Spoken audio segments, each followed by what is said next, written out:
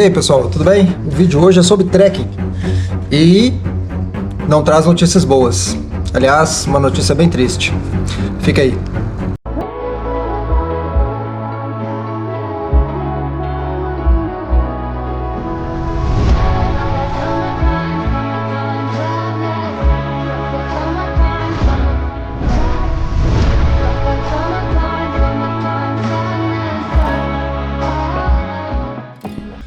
Bom pessoal, não tem nem um mês em que eu fiz um trekking com meu filho de 8 anos e a minha sensei de karatê. Tá, um trekking de 2 dias, numa rota que pode se fazer com um dia só. Mas eu sempre escolho levar todo o meu equipamento, porque assim eu treino as costas, treino o condicionamento e também, ainda mais levando uma criança, ter o equipamento é uma segurança a mais. Se você estiver numa trilha, numa rota, e acontecer qualquer coisa, se você tiver com seu equipamento, você pode pernoitar, você pode se alimentar, você pode purificar água sem problema nenhum. E também chamar por socorro. Então é por esse motivo que às vezes a gente tem vídeos aqui no canal em que eu vou para um local onde pessoas se aventuram com uma mochilinha e uma garrafinha de água, mas eu tô ali com o equipamento todo nas costas. Vamos lá. Esse final de semana passado, um casal perdeu a vida em uma rota tradicional de Conceição do Mato Dentro, que é uma cidade que fica próximo à Serra do Cipó e a uns 120 quilômetros aqui da região metropolitana de Belo Horizonte. E pelo que eu pude apurar das notícias, era um grupo de 8 ou 12 pessoas, não ficou muito claro nas matérias, que foi acompanhada por um guia. E isso aí já é uma situação bem complicada. Eu nunca utilizei guia para passeios moderados e até para alguns mais difíceis, né? O guia é um instituto que eu utilizaria, assim, vou utilizar inclusive para passeios, assim, para rotas mais extremas. Tem rotas que de fato a gente precisa de guia, não adianta a gente querer desbravar. Eu tô falando assim, entrar em mata selvagem, passar por rotas onde tem grupos indígenas, povos indígenas, onde a gente vai ter ali um conflito de repente, então a gente precisa de guia. Agora, é interessante como rotas curtas aqui na região de Minas e em outros estados, os guias são contratados e a gente vê casos. Sempre que tem um acidente com guia, a gente vê o mesmo protocolo. Vamos lá. Eles foram visitar uma serra. Dentro da Serra do Espinhaço tem a Serra do Intendente, onde tem um local que se chama Peixe Tolo, né? Você vai andar ali alguns quilômetros nessa serra e vai chegar num local ali próximo à parte alta do tabuleiro, onde eu estive com meu filho, e na parte de baixo tem um poço legal, muito bonito, e tem essa quedinha d'água lá. E o que aconteceu? O cânion do Peixe Tolo, no Parque Estadual Serra do Intendente, MG, foi fechado temporariamente após uma tragédia no último sábado. 2 turistas, Tássia de Almeida, 36, e Leone Barbosa, 38, morreram ao serem arrastados por uma cabeça d'água provocada por uma chuva intensa que caiu nas partes altas do rio. O casal estava com um grupo de 12 pessoas acompanhado por um guia local. Por volta das 15 horas, foram surpreendidos pela força repentina da água. Enquanto alguns conseguiram sair da área de risco, Leone e Tássia foram levados pela correnteza e não resistiram. O resgate foi difícil. Parte do grupo conseguiu abrigo em uma propriedade próxima e acionou os bombeiros.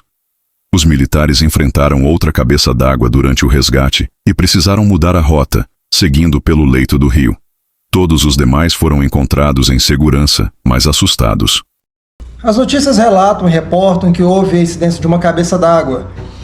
Lá nessa região é sinalizado que ao menor sinal de chuva, você não deve ir à cachoeira, pelo menos a parte alta do tabuleiro, porque lá é um cânion e se vier uma cabeça d'água, ela só vai aumentar a força e volume e vai te arrastar lá para baixo. E a queda é de quase 300 metros. Ela vai ser fatal. Agora, lá no Peixe Tolo, com um guia, ele obrigatoriamente deve entender sobre previsão do tempo, né? Pelo menos saber se há incidência de chuva ou não. E na pior das hipóteses, saber observar se o volume de água sobe, pelo menos um pouco, e ter os cuidados e estar ali manejando as pessoas com segurança. Não estou dizendo que há alguma responsabilidade no guia que estava acompanhando esse grupo. Acidentes acontecem. Agora me chama a atenção alguns detalhes. O primeiro deles, o fato de estar com um grupo grande numa região de cachoeira e ser atingido por uma cabeça d'água, sendo que ninguém deve ter observado a questão do tempo, não sabia que estava chovendo ali na região, não consegue olhar num telefone a previsão das cidades ao redor, porque quando você contrata um guia, o que acontece é que você espera que esse guia se certifique de perigos que você desconhece. Trekking, hiking, ou seja, aqui no Brasil, trilha não é um esporte sem riscos, muito pelo contrário, é um esporte onde você está exposto a riscos diversos. Além dos riscos de erros humanos, principalmente esse em que você está sendo guiado, você está exposto a riscos naturais, cobras, vespas, abelhas, felinos e uma série de outras coisas, quedas, enfim, cabeças d'água. E esse casal que acompanhava esse grupo foi arrastado pela cabeça d'água e foi fatal. Foi encontrado depois pelos bombeiros. Mas como foi a dinâmica do acidente? Ninguém sabe exatamente o que aconteceu com as pessoas no que diz respeito à cabeça d'água. Mas algumas coisas chamam a atenção. O fato do grupo ficar no local e o guia se deslocar para pedir socorro. Isso faz com que o tempo de resposta das autoridades, que no caso aí foram os bombeiros, ele se estenda por 10 horas. Raciocina, você está numa área selvagem, no meio do mato, acontece uma fatalidade, você não tem equipamentos e precisa aguardar 10 horas para um resgate, debaixo de chuva. Muita gente não aguentaria isso, beleza? E foi o que aconteceu. Agora, o guia, eu estou dizendo que as notícias disseram. Se o guia se deslocou e deixou o grupo e foi buscar ajuda, é um outro erro. Que espécie de guia não tem um dispositivo de comunicação de pedido de socorro? Não é possível. Existe um protocolo de segurança que deve ser feito por todos os guias. Ao você manejar um grupo por uma rota, você não pode deixar esse grupo lá para ir pedir socorro. Isso não existe. O que você tem que fazer é um protocolo de segurança para caso você não volte em determinado período, alguém acione as autoridades para ir poder fazer o resgate. Você não abandona pessoas leigas em meio à natureza, principalmente com 2 desaparecidos, para poder buscar ajuda. Se acontece alguma coisa com você no meio do caminho, ali, querendo ou não, havia a segurança daquele grupo de pessoas com o guia naquele momento, embora tivessem 2 desaparecidos. A obrigação seria permanecer com o grupo e alguém acionar o socorro. Muito interessante o guia não ter um dispositivo de resgate. Às vezes tinha, falhou, às vezes não funcionou. Pode acontecer? Pode acontecer. Mas pelo menos a gente deveria ter a informação que ele estava portando um dispositivo de resgate. São os dispositivos móveis em que a gente utiliza para poder chamar o resgate em caso de algum problema, né? São via satélite, não dependem de sinal nem triangulação de celular. Se você está guiando 8 pessoas, 12 pessoas, como é que você não vai ter um dispositivo de segurança? Onde uma pessoa pode passar mal? Uma pessoa passa mal, aí vai fazer o quê? O guia vai deixar passando mal lá, todo mundo, um monte de leigo lá e vai buscar ajuda? Para 10, 12, 14 horas depois o bombeiro chegar? Se o guia chegar no local para pedir ajuda, pode acontecer alguma coisa com o guia também. Ou seja, é uma atividade de risco. Cachoeira. Cachoeira, vocês vão ver no vídeo, esse vídeo aqui que eu fiz, que eu levei o meu filho na cachoeira mais alta de Minas Gerais, na parte de cima dela, onde ela começa a cair. Vocês vão perceber que eu não entro na água. Eu não tiro as minhas botas hora nenhuma, né? E eu tenho um protocolo de segurança muito rígido. Inclusive, sou tido como uma pessoa extremamente rígida por muitos que já foram comigo. E juntando ainda com a Sensei, que é atleta de karatê, muito forte, rápida. A gente fica a todo momento disputando com o outro, no bom sentido, quem tem mais informação e checando o que a gente fez para poder diminuir o risco. O que acontece? Volume de água em cabeça d'água sobe muito rápido. Eu fico ali na parte de fora o tempo inteiro. E se tivesse alguma situação ali em que eu verificasse a possibilidade de uma cabeça d'água, que leva aí 3 segundos para você ver isso aí. Mas eu tinha visão de lá de cima e sempre olhando. A única coisa que eu faria seria alertar a Sensei para que ela pudesse subir, fugir e pegar o meu filho nos braços e escalar ali a parede do canyon. Mas para poder fazer isso, você tem que ter condicionamento físico também. Entende? Tem pessoas que não têm, querem fazer trilha, não tem problema nenhum, mas o guia tem que passar as orientações para que essas pessoas não se coloquem em risco. Como que pessoas que estão fazendo uma rota doméstica tranquila, como Peixe Tolo, perdem a vida, um casal jovem, numa situação de uma cabeça d'água. Se eles estivessem sem guia, sozinhos, tudo bem. Aí foi uma situação assim, é como você dirigir de olho fechado, é como você pilotar um helicóptero sem saber.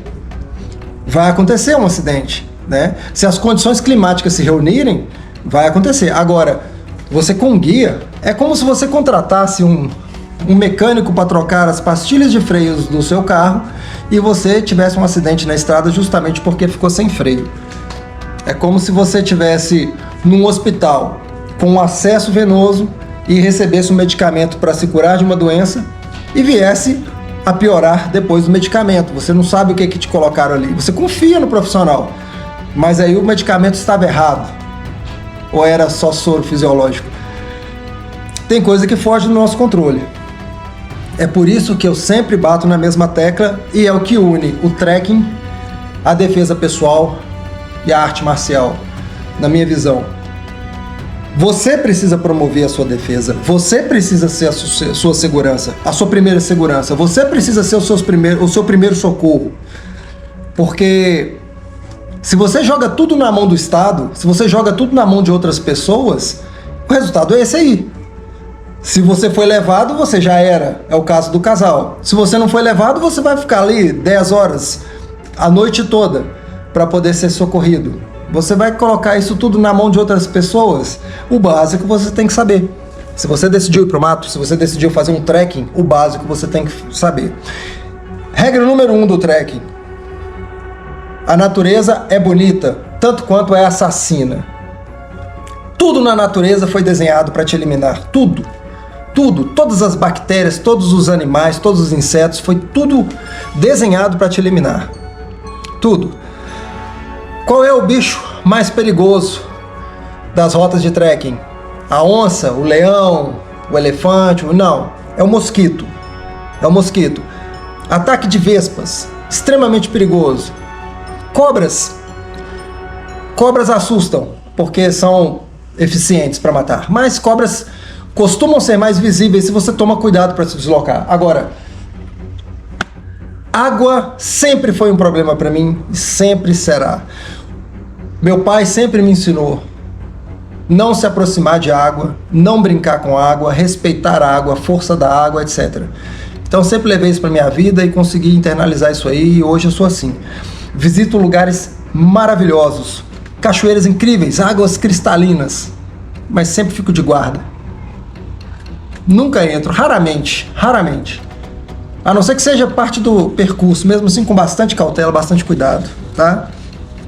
Ó, sirva de lição aí para todo mundo que está fazendo trekking. Aqui em Minas Gerais isso é uma tradição. A região da Serra do Cipó, que é a Serra do Espinhaço, a única cordilheira brasileira, a atividade ali de esportes de aventura, turismo de aventura é muito grande.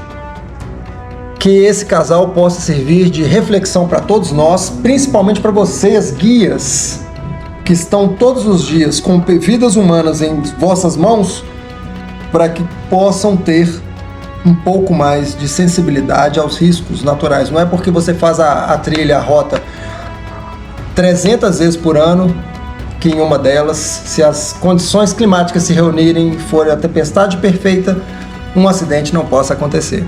Beleza? Contratem guias.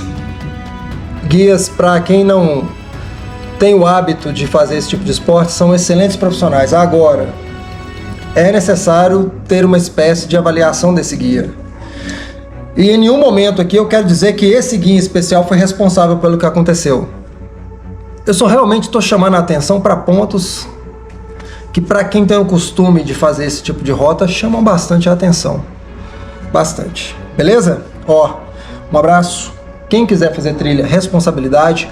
Dúvidas, deixa aqui nos comentários, respondo todos, sem exceção. E se você quer aprender sobre segurança em trilhas e tem o desejo de ter um contato mais estreito com a natureza, acompanha o canal, se inscreve. E outra coisa, trilha é igual dirigir. Não adianta você querer ir para a trilha e no final do primeiro dia vai acampar, tomar aquela garrafa de vinho e aquela cerveja quente que você levou na mochila. Olha, pessoal, Se você não respeita os riscos da natureza, a natureza não vai respeitar você também. Mente forte, corpo vivo. Abraço. Fui.